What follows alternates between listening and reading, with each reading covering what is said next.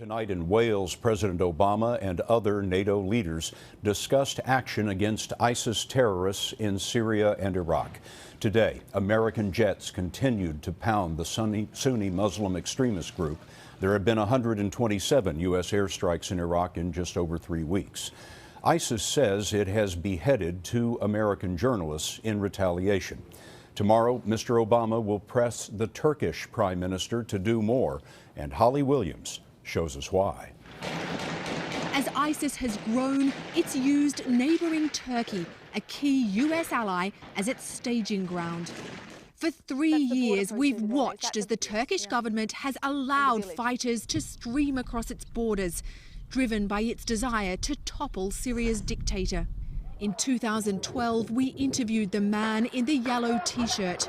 Mahmoud was a bulldozer salesman from Atlanta, Georgia, who returned to his homeland to join the battle against the Syrian regime. We come in and out.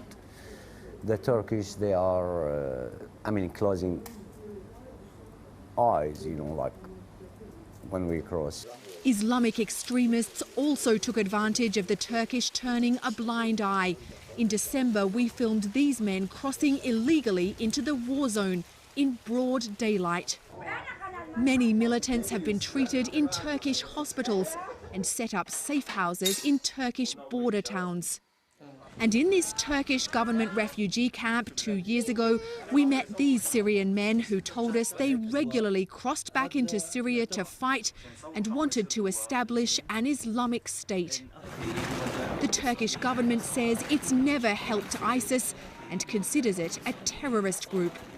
But Hurşit Güneş, a member of Turkey's opposition, claims his government has allowed ISIS to flourish because it prefers the group to the Syrian regime. He even accuses the Turkish authorities of ignoring the militants' lucrative oil smuggling business on Turkey's border. That money could be stopped. The money they get from smuggling could be stopped if the Turkish government and the neighbor countries had decided that they shouldn't get a coin.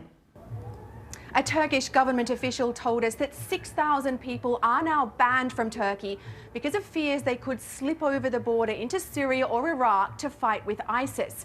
But Scott, he also told us that Turkey has a 500-mile-long border with Syria, and it's simply impossible to stop everyone who wants to join the cause of the Islamic extremists. Holly Williams reporting from Istanbul for us tonight. Thank you, Holly.